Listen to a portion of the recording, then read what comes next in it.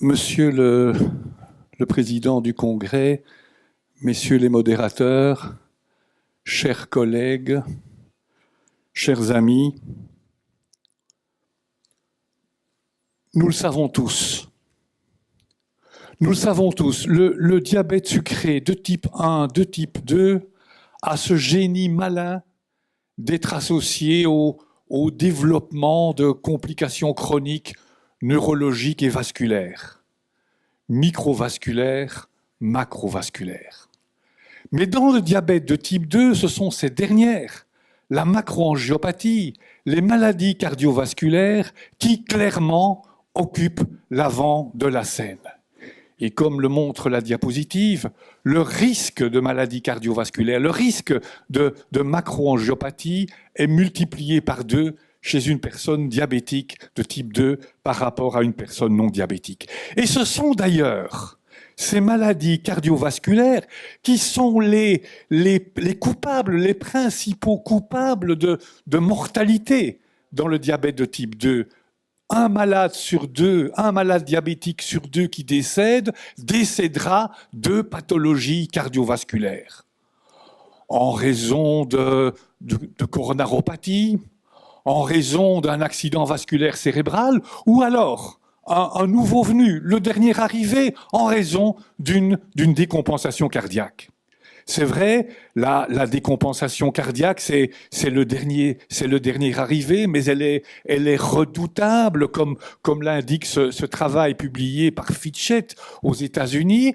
40% des malades diagnostiqués avec à la fois un diabète et une insuffisance cardiaque vont décéder dans les 3 années de suivi, par rapport à, heureusement, seulement 4% diagnostiqués avec le seul diabète. Et le concept est tellement important qu'il y a quelques jours, dans Diabetes Care, ces auteurs, et c'est sur la base de l'étude Examine, proposent un suivi des diabétiques de type 2 dans un cadre préventif de la décompensation cardiaque par le dosage systématique et récurrent du facteur natriurétique cardiaque, du BNP, du pro-BNP. Alors en résumé, la mortalité cardiovasculaire chez une personne diabétique de type 2 est démultipliée par rapport à une population contrôle, ce qui signifie en termes comptables, chez l'homme, chez la femme diabétique, une perte de 3 à 4 années de vie pour des raisons cardiovasculaires. Je vous le concède, le tableau est bien sombre, le tableau est bien noir, comme cette œuvre de Soulages. D'autant plus que l'optimisation glycémique, l'intensification glycémique, celle pour laquelle nous, vous et moi, nous nous battons, parce que nous savons qu'elle est très efficace pour prévenir la microangiopathie, eh bien cette optimisation glycémique l'est moins, ou en tout cas, ça a des effets plus ambigus dans le contexte précis de la macroangiopathie. Certes, il y a une diminution des maladies cardiovasculaires, comme l'indique en particulier l'étude VADT dans le diabète de type 2 ou l'étude du KPDS. Mais en termes de mortalité cardiovasculaire, il faut bien reconnaître, sur base de ce papier publié dans Diabétologia, que l'intensification thérapeutique, elle est neutre. Elle n'est pas particulièrement bénéfique, alors elle n'est pas nocive, mais elle est, comme l'indique le chiffre ici, elle est neutre. Alors, ceci signifie que nous devons essayer de la comprendre. Au fond, ce n'est pas tellement étonnant que l'intensification thérapeutique sur le plan macroangiopathie ait des effets relativement équivoques. Parce que l'éthiopathogénie de cette macroangiopathie est très plurielle. Certes, il y a l'hyperglycémie, c'est évident. Mais à côté de cette hyperglycémie, il y a tous les autres facteurs de risque conventionnels que vous connaissez bien, l'obésité, l'insulinorésistance, la dyslipidémie, l'hypertension, le tabac, l'insuffisance rénale. Au vu de ce constat, on a envie de dire que dans un monde idéal, Le médicament idéal pour traiter le malade diabétique de type 2 devrait associer à son effet Princeps, à son effet hypoglycémiant, un bonus cardiovasculaire.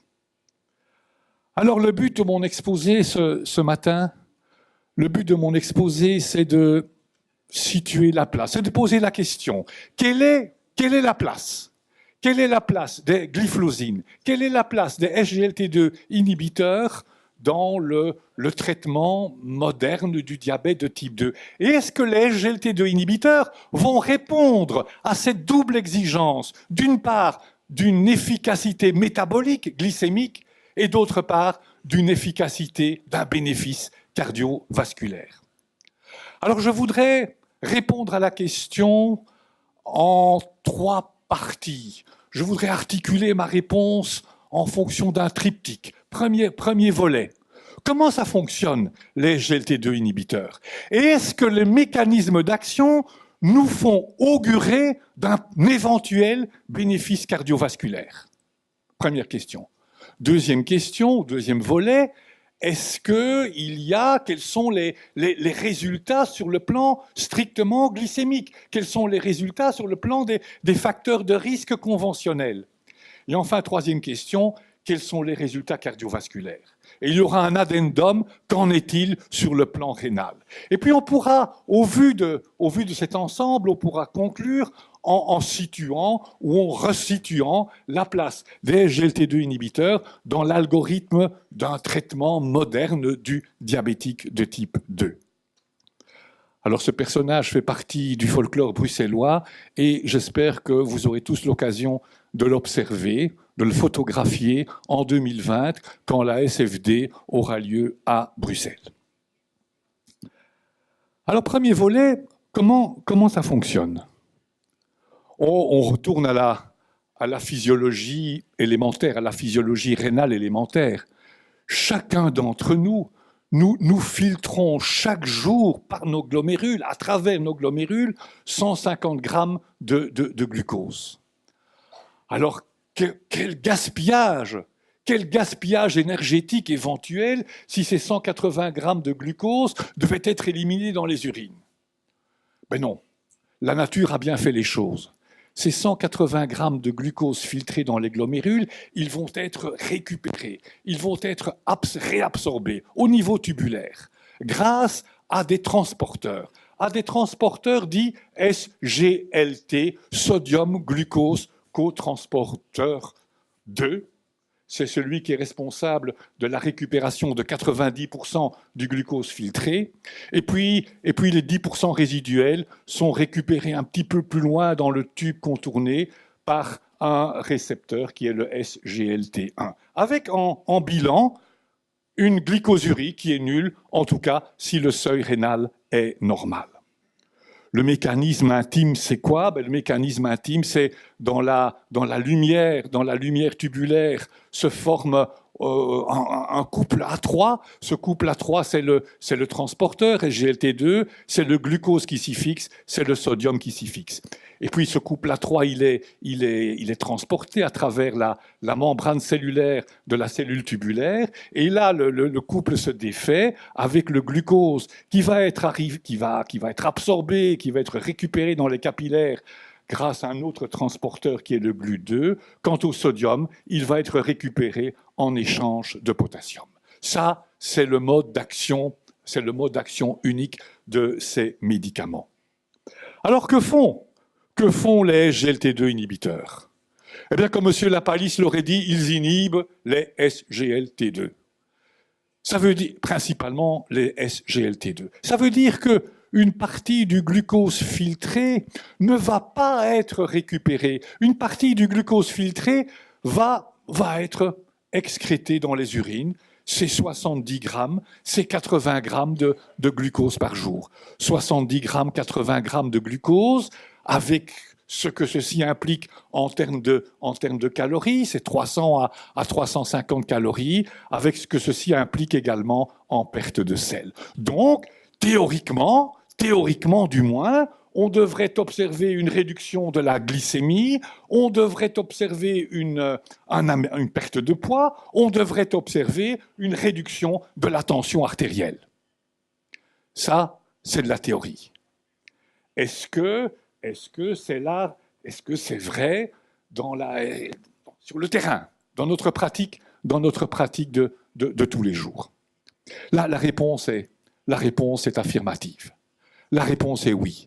Et je vais vous le démontrer. Je vous le démontre d'abord pour la glycémie, pour le contrôle glycémique, pour l'hémoglobine glycatée. Regardez, dans ce papier de Roden qui est publié dans le Lancet, ce qu'il observe, c'est que l'administration d'empagliflozine, de Jardiance, en monothérapie chez des malades diabétiques de type 2, réduit l'hémoglobine glycatée de 0,7 à 0,8% par rapport à un placebo. On a une valeur qui est comparable ou légèrement supérieure à la réduction obtenue par un DPP-4 inhibiteur, par la sitagliptine en l'occurrence. Donc là, en monothérapie, à court terme, on est à la 24e semaine, à court terme, ça fonctionne. Ça fonctionne aussi très bien en bithérapie, c'est l'indication la plus classique. Quand on rajoute à la metformine, quand la metformine ne suffit pas, quand on rajoute l'empagliflozine à la metformine, ben vous constatez une réduction qui est comparable de 0,7 à 0,8%, de 0,7 à 0,8% d'hémoglobine glycatée, merci, par rapport au placebo. Si on pouvait revenir sur la diapositive, s'il vous plaît. Voilà, non. Voilà, ben vous l'aviez vu, hein, 0,7 à 0,8%. On pourrait me dire, oui, mais ça c'est du court terme, c'est semaine 24, et vous auriez raison. On a ces données de Riederstrahl publiées en 2014 qui montrent que ça fonctionne aussi à long terme, puisque là on est à 2 ans, et regardez à 2 ans avec le Jardiance, on a aussi une réduction d'hémoglobine glycatée de l'ordre de 0,7%. On est même supérieur à ce qui est obtenu là à 2 ans sous glimépiride.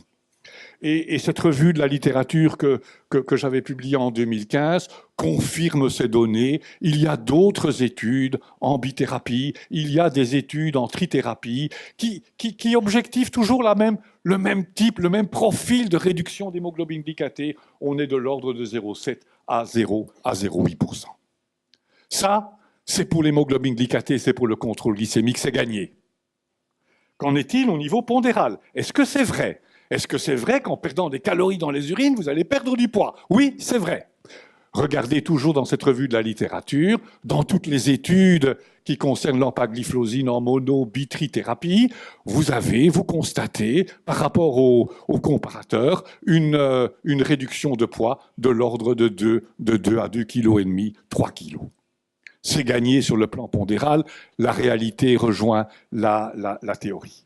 Et puis il reste la paire de sel, l'hypertension. Est-ce qu'on améliore la tension artérielle? Là, de nouveau, la réponse est oui, en tout cas pour la tension artérielle systolique. Et vous constatez que l'administration d'un SGLT2 inhibiteur, d'empagliflozine en l'occurrence, réduit la pression artérielle en monothérapie ou bithérapie de l'ordre de 4 à 5 mm de mercure.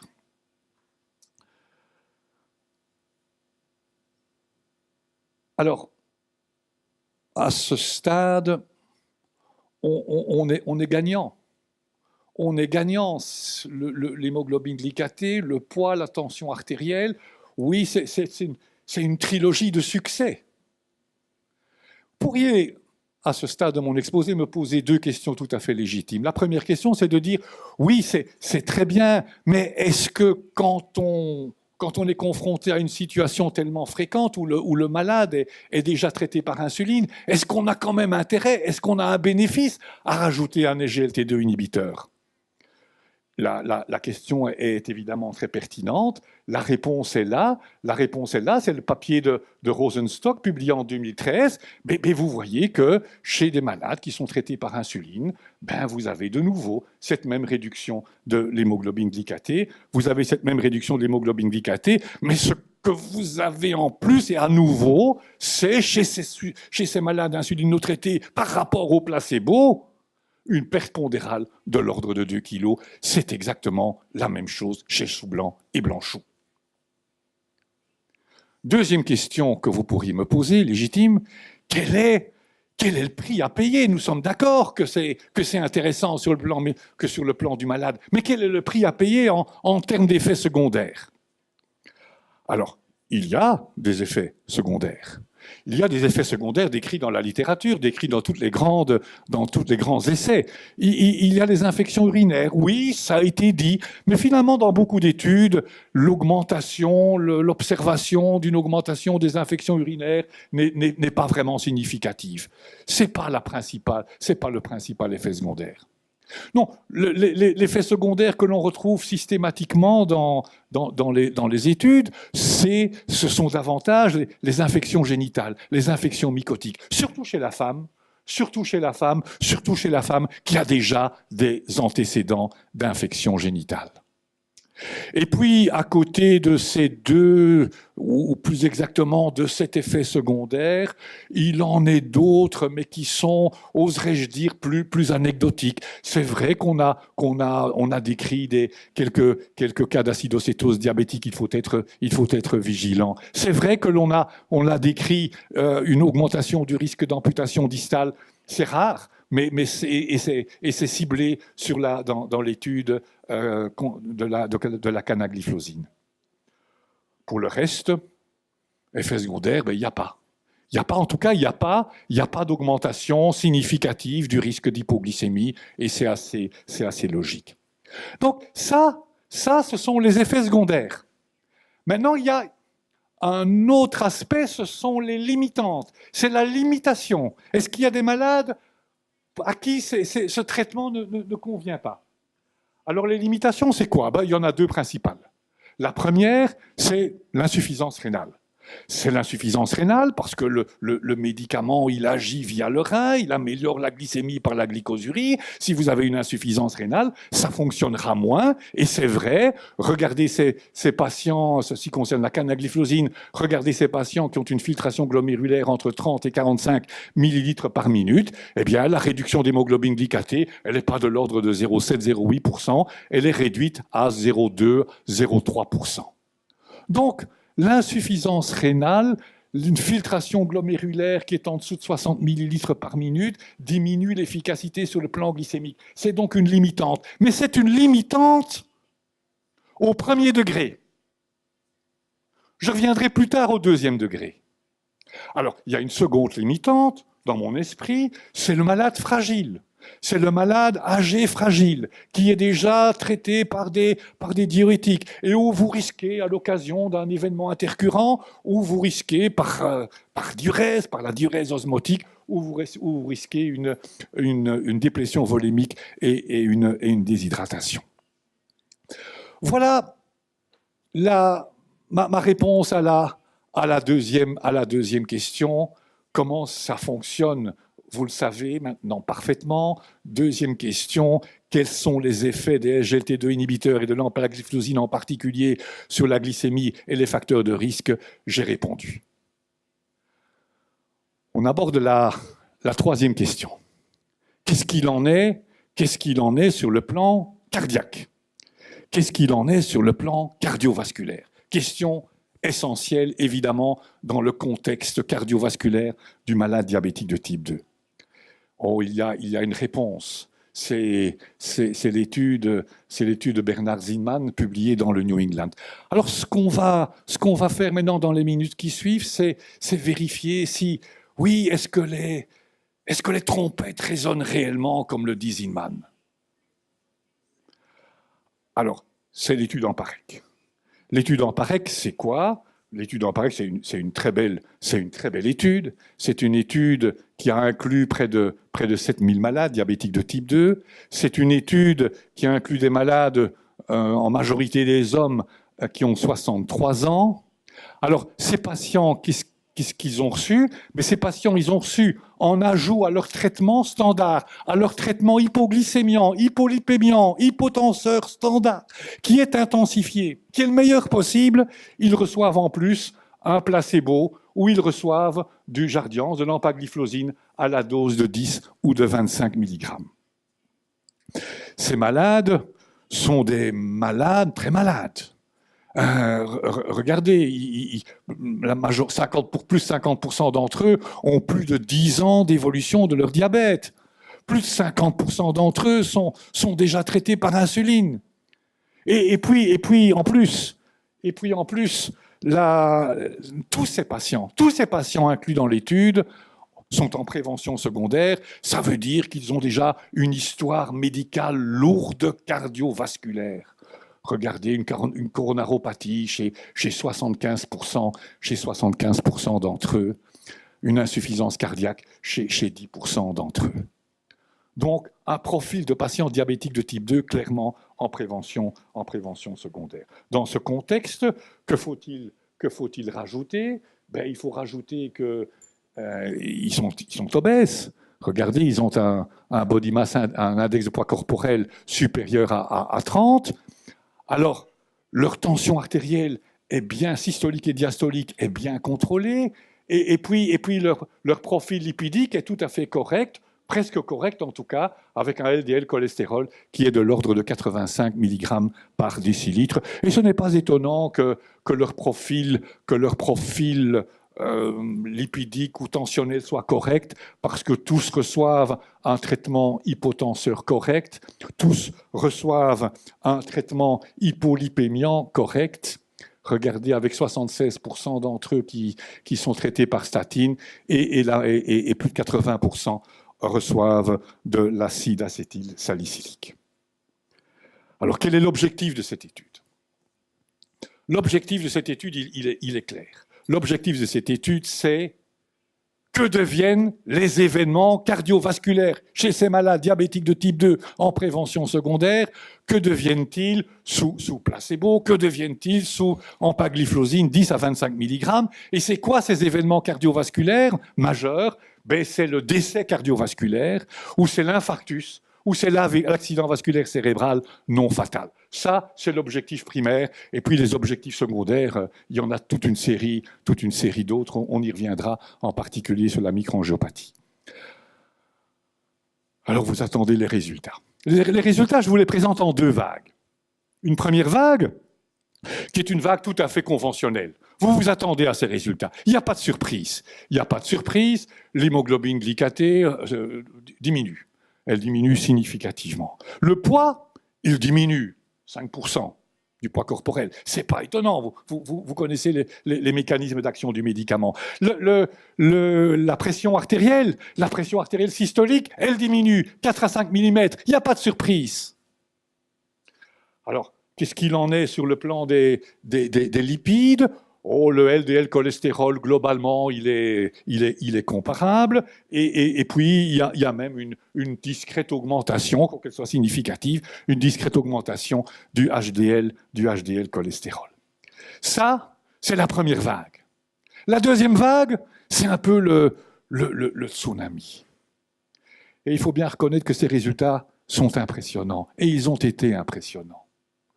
Beaucoup d'entre vous, sans doute, étaient à la présentation de ces résultats à Stockholm il y a 2 ans, au Congrès européen de l'Association pour le diabète. Et vous aurez sans doute vu là-bas, comme moi, pour la première fois de ma vie, des diabétologues sortir en pleurant d'émotion devant les résultats. Alors, quels sont ces résultats? Ces résultats, ils sont là. Regardez l'objectif primaire. C'est 14% en moins,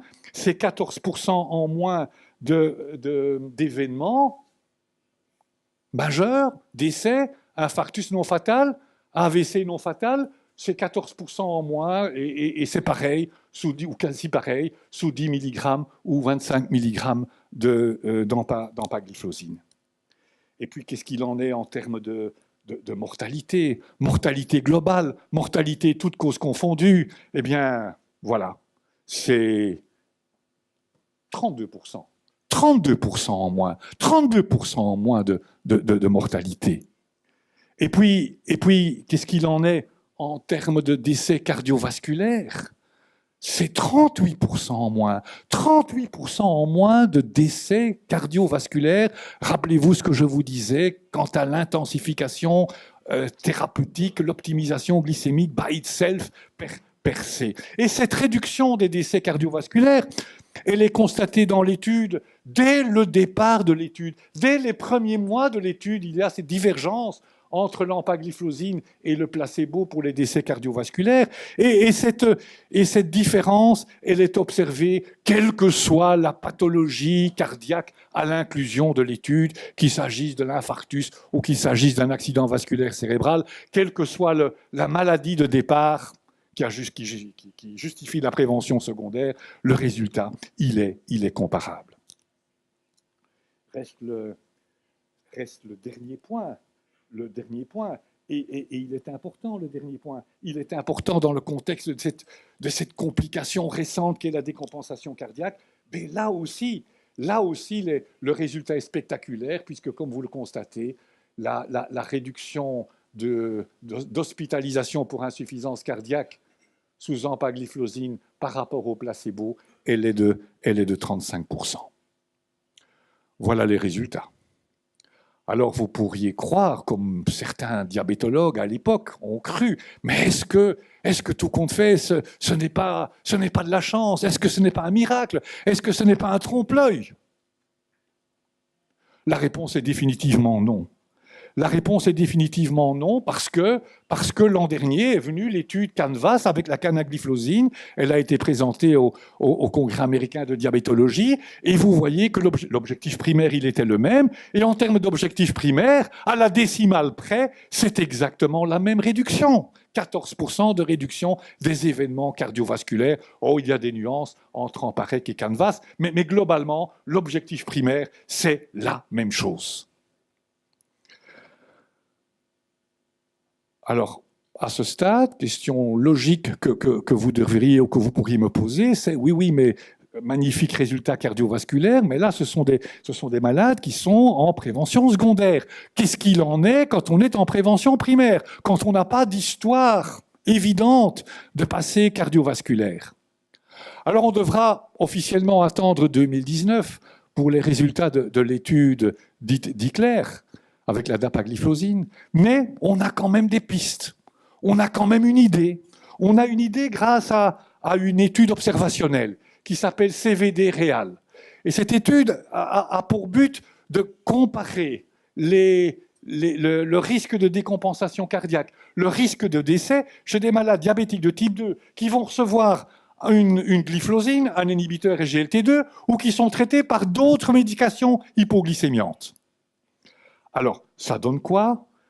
Ça donne à peu près la même chose. Ce qui est important, c'est qu'ici, 87% des malades sont en prévention primaire, donc c'est un tout autre profil qu'en Parec ou que Canvas. 87% sont en prévention primaire, et pourtant, le résultat, il est comparable. Regardez la mortalité, toutes causes confondues, elle est de 51% dans le groupe 1, par rapport au groupe 2. Et si l'on cible l'hospitalisation pour décompensation cardiaque, la réduction est de 39%. C'est de nouveau la même chose. Et si l'on cible le décès cardiovasculaire, il faut une prolongation, un addendum à ce CVD Real qui est publié en 2017 dans le Lancet.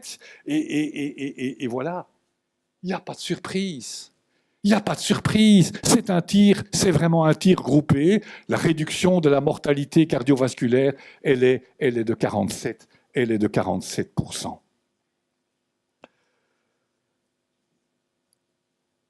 Impressionnant. Impressionnant. Question, mais comment est-ce possible? Comment ça fonctionne? Pourquoi ce bénéfice? Oh, j'ai envie, comme je l'avais déjà fait, et je pense que c'est le professeur Diop qui a cité Pascal tout à l'heure, j'ai aussi envie de citer Pascal en disant que c'est lui qui a écrit que le cœur a ses raisons, que la raison ne connaît pas. Ici, c'est un peu la même chose. On ne sait pas exactement. Oh, on a des idées, on a de très bonnes idées. Ce que l'on sait, c'est que le mécanisme est sans doute pluriel. Ce que l'on sait, c'est que le bénéfice cardiovasculaire est indépendant de l'évolution des facteurs de risque conventionnels, de l'hémoglobine glycatée, de la tension artérielle, du poids, des lipides, des reins. C'est pas ça qui explique le bénéfice. Alors, il y a peut-être d'autres effets, l'effet diurétique, la déplétion volémique, le glucagon, on ne sait pas très bien. On ne sait pas très bien, mais il y a une hypothèse que je trouve très intéressante, qui est celle d'un brillant physiologiste qui s'appelle Ferranini en Italie, et qui dit ceci, au fond, quand on prescrit un SGLT2 inhibiteur, on inverse le rapport insuline-glucagon. Et en inversant le rapport insuline-glucagon, vous favorisez une discrète augmentation des corps cétoniques. Vous initiez une augmentation discrète du bêta-hydroxybutyrate, un corps cétonique. Ce corps cétonique, il va être capté par la cellule cardiaque. Il va être capté par la cellule cardiaque et il va être utilisé comme matériel énergétique par la cellule cardiaque. Le corps cétonique va rentrer dans le cycle de la phosphorylation oxydative et il est plus rentable que l'utilisation du pyruvate venant du glucose. Il est plus rentable en termes d'efficacité énergétique, en termes de production d'ATP. Et ce d'autant plus que comme il y a souvent une légère augmentation de l'hématocrite chez les patients traités par SGLT2, il y a davantage d'oxygène disponible pour la manœuvre. Ça, c'est l'hypothèse de Ferranini, et je la trouve élégante. Alors, je vous avais promis un addendum. L'addendum, c'est le rein. Oh, je vous ai dit, au premier degré, rappelez-vous, au premier degré, l'insuffisance rénale, c'est une limitante de l'utilisation des SGLT2 inhibiteurs. Et c'est vrai sur le plan de l'efficacité glycémique. Mais il y a un deuxième degré. Et il est là, le deuxième degré. C'est ce papier de Wenner, encore publié dans le New England. Et qu'est-ce qu'il montre, ce papier de Wenner? Mais il montre ceci. C'est qu'on a aussi un bénéfice rénal per se, by itself, de l'administration d'un SGLT2 inhibiteur, de l'empagliflozine en l'occurrence, sur la maladie rénale. Pas sur la glycémie, sur la maladie rénale. Et il y a une réduction de 39% de ce risque de maladie rénale en général. On verra tout de suite ce que ça veut dire, sous empagliflozine par rapport au placebo. Et c'est évidemment hautement significatif. Alors c'est quoi ce bénéfice sur la maladie rénale? Oh, il y a toute la gamme, une palette de pathologies rénales sont concernées. Il y a l'évolution vers la macroalbuminurie, c'est l'évolution vers la dialyse, c'est les décès rénaux. Tout ça, de manière hautement significative, est réduit sous empagliflozine, sous SGLT2 inhibiteur, par rapport au placebo. Alors on dirait, c'est magnifique. C'est magnifique, ça c'est le deuxième degré. C'est le deuxième degré, on ne doit pas l'oublier. Oh, il n'est pas encore appliqué en pratique de tous les jours, mais on doit l'avoir, vous et moi, à l'esprit. D'autant plus qu'il y a quand même un mécanisme là qui paraît plus clair. C'est pourquoi est-ce qu'il y a ce bénéfice rénal? C'est un papier dans Circulation, mais il y en a eu d'autres depuis. C'est au fond l'arrivée de sel dans le tube contourné distal va modifier le feedback tubulo-glomérulaire. Vous vous rappelez la néphropathie diabétique, une des hypothèses, c'était cette vasodilatation de l'artériole afférente du glomérule, avec une vasoconstriction de l'artériole efférente, donc une augmentation de l'hypertension capillaire. Avec une arrivée plus importante de sodium, ce feedback se normalise et le tonus vasculaire, le tonus de l'artériole afférente du glomérule, loin d'être une vasodilatation, tend à se normaliser. Et donc, il y a moins d'hyperfiltration glomérulaire. Voilà peut-être une voie d'explication, une piste éthiopathogénique pour expliquer, pour rendre compte de ce bénéfice rénal. Alors voilà, il est quasi l'heure de conclure. Au vu de tout cela, les recommandations de traitement, celles proposées par l'Association américaine du diabète, et je pense qu'elles ont été validées au Congrès américain il y a quelques jours, je n'y étais pas, peut-être que certains d'entre vous y étaient, mais c'est quasi du pareil au même. Qu'est-ce qu'elles disent, ces recommandations américaines? Oh, elles disent des choses bien claires, elles disent des choses que l'on savait tous. Le premier traitement, c'est le lifestyle, au sens intelligent du terme, celui qui intègre la dimension humaine. Et puis le deuxième traitement, c'est la metformine, parce qu'elle a toute une série d'avantages que vous connaissez bien, c'est un autre sujet. Et puis le troisième temps, c'est quoi? Et puis le troisième temps, c'est celui de la bithérapie. Alors ce troisième temps, il a deux visages. Il a le visage d'une bithérapie chez un malade qui n'a aucun passé cardiovasculaire, et là, les recommandations proposent un éclectisme thérapeutique. Oh, vous associez à la metformine, un sulfamide, une glitazone, un incrétinomimétique, un SGLT2 inhibiteur, éventuellement une insuline basale. Il y a une ligne horizontale, vous rappelez, dans l'édition 2017. Mais quand on a en face de soi un malade diabétique de type 2 qui a une pathologie, qui a eu une pathologie cardiovasculaire, qui a un antécédent de macroangiopathie, là, c'est une peau de chagrin. Là, on associe à la metformine un médicament, et c'est l'ADA qui le dit, ou qui le propose en tout cas, un médicament qui a fait ses preuves sur le plan de la cardioprotection. Et parmi les médicaments qui ont fait leurs preuves sur le plan de la cardioprotection, ben voilà, les SGLT2 inhibiteurs, et en particulier l'empagliflozine dans cette superbe étude en PAREC, l'a démontré avec force. Et puis après, la bithérapie, il y a une trithérapie, on répond aux mêmes exigences. Alors, chers collègues, chers amis, au fond, le tableau est peut-être un petit peu moins noir 30 minutes après le début de mon exposé.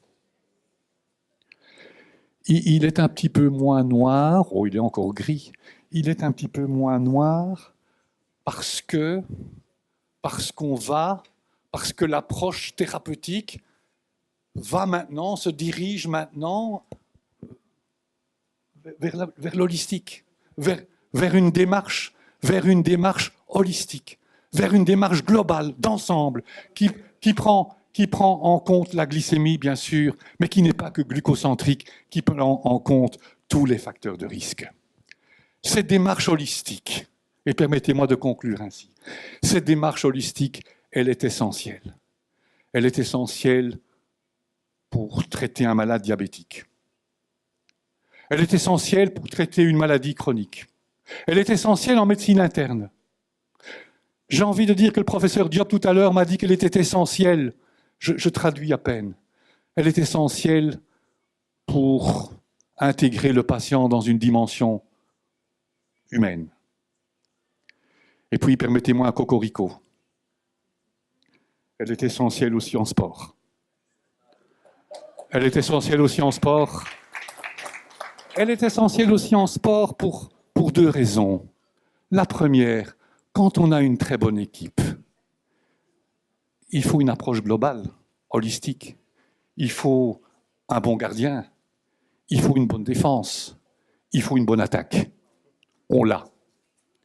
Mais l'approche holistique dans l'équipe belge, ça veut aussi dire autre chose. Ça veut dire que, bien sûr, il y a les belgo-belges. Mais ça veut dire aussi qu'il y a là toute une série d'artistes dont les racines sont africaines, dont les racines sont congolaises. Et je ne vous citerai pas les noms, vous les connaissez. Et puis, last but not least, je traduis, last but not least, les deux joueurs qui nous ont permis lundi soir de nous qualifier et de rencontrer le Brésil, vous savez, ils avaient une double nationalité. Ils sont belges, mais ils sont aussi marocains. Je vous remercie.